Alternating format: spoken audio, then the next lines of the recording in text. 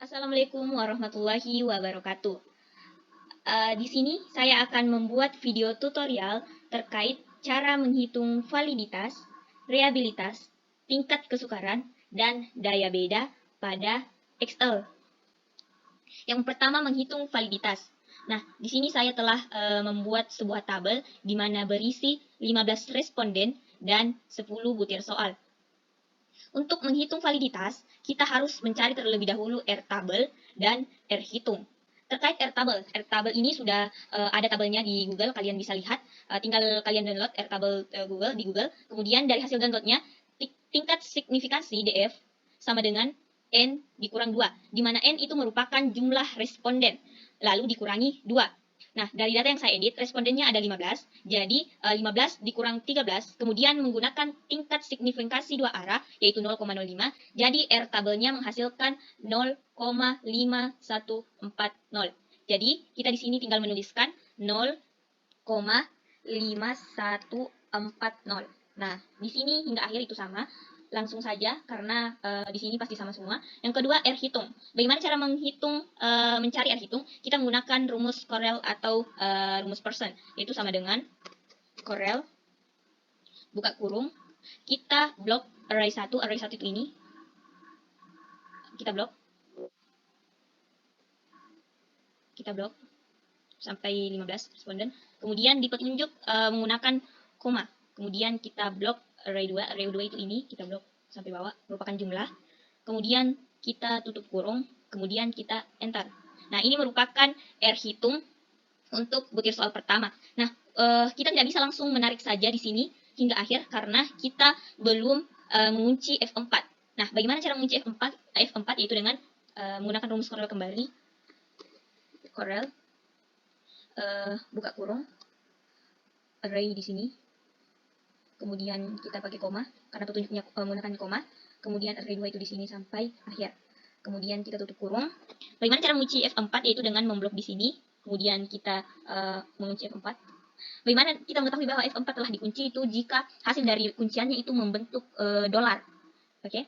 Kemudian di sini kita kunci F4. Oke. Jadi kita enter. Nah, ini karena kita telah mengunci F4, kita bisa langsung tarik saja sampai akhir. Oke, telah selesai. Nah, kan R-tabel dan R-hitung telah memunculkan hasilnya. Langsung saja kita menghitung validitas. Bagaimana cara menghitung validitas? Kita menggunakan rumus if. Sama dengan if, buka kurung, apabila R-hitung itu besar dari R-tabel, maka valid atau tidak valid. Enter. Oh, ternyata untuk butir soal pertama tidak valid. Jika ingin mengetahui butir soal selanjutnya, kita tinggal tarik saja. Jadi ternyata hasil dari validitas dari semuanya menghasilkan tidak valid. Semuanya tidak valid. Baik, itu saja untuk menghitung validitas. Selanjutnya menghitung reliabilitas. Yang pertama kita menentukan N. N di sini yaitu jumlah butir soal, di mana jumlah butir soal di sini yaitu 10. Kemudian jumlah butir soal dikurang 1 atau N dikurang 1 yaitu sama dengan 10 dikurang 1. Enter. Kemudian P di sini adalah peluang untuk menjawab benar. Rumusnya yaitu sama dengan jumlah di sini, kemudian dibagi jumlah responden yaitu 15. Kemudian enter. Nah, di sini kita langsung tarik saja. Kemudian di sini Q itu merupakan peluang untuk menjawab salah. Rumusnya yaitu 1 dikurang Pi. Langsung enter. Kita tarik juga. Langsung saja tarik. Kemudian PQ itu P dikali Q. Jadi P dikali Q. Kemudian kita langsung tarik saja.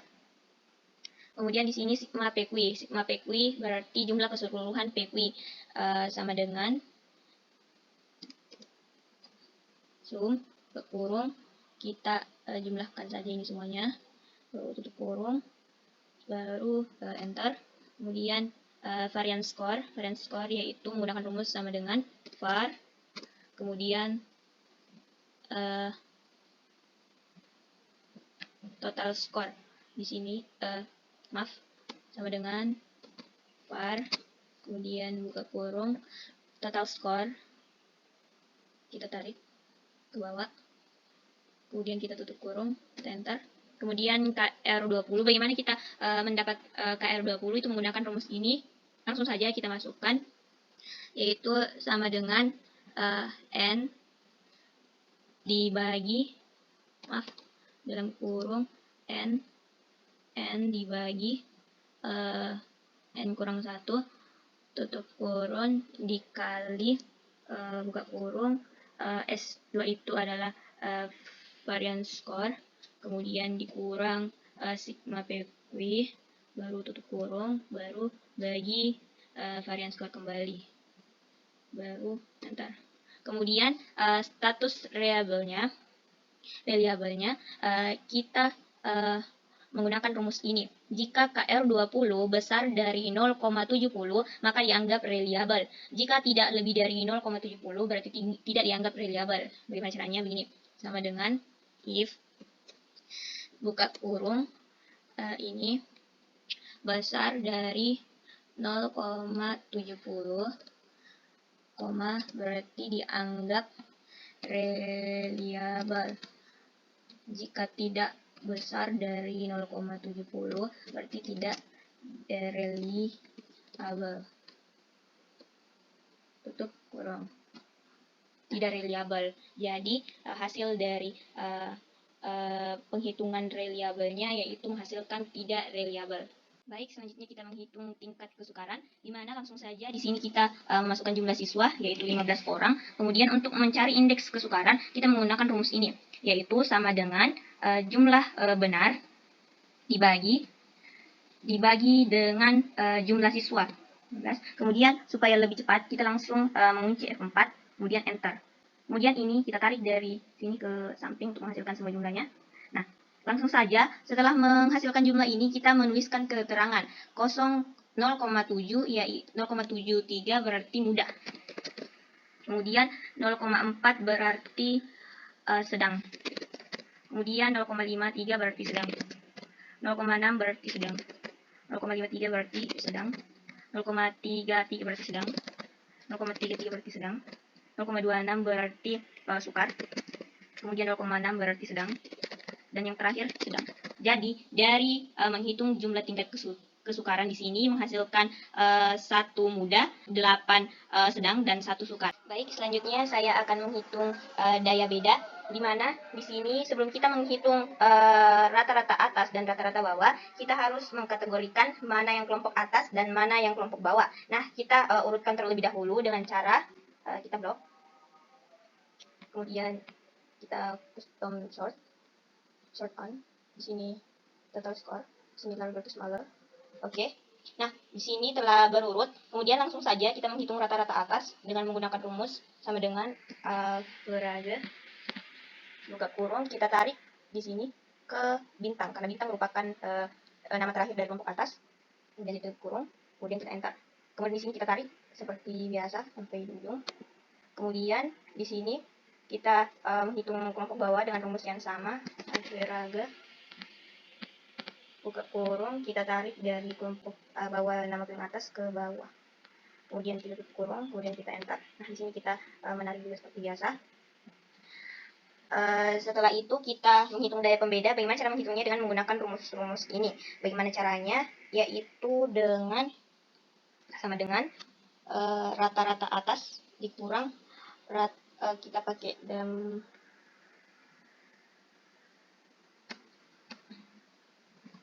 dalam kurung, dikurang rata-rata bawah, tutup kurung, kemudian bagi skor maksimum di sini menggunakan 1, kemudian kita enter. Kemudian ini kita tarik dari sini ke ujung. Nah, sudah menghasilkan. Nah, di sini kita langsung saja memberikan keterangan di mana 0,03 itu merupakan kurang baik. Kemudian di sini 0,32 baik. Kemudian di sini 0,19 itu kurang baik. Kemudian 0,625 itu sangat baik. Kemudian 0,60 itu sangat baik. Sangat baik. Kemudian 0,35 itu baik. Kemudian 0,71 itu sangat baik. Kemudian 0,35 itu baik. Kemudian 0,21 itu cukup. Kemudian 0,05 yaitu kurang baik. Nah, di sini kita mendapatkan soal yang kurang baik. Soal yang kurang baik itu baiknya dibuang, kemudian kita mendapatkan satu cukup. Di sini cukup, satu soal yang cukup pada nomor 9 itu perlu ada perbaikan, kemudian yang lainnya menunjukkan baik dan sangat baik. Jadi itu menghitung daya beda.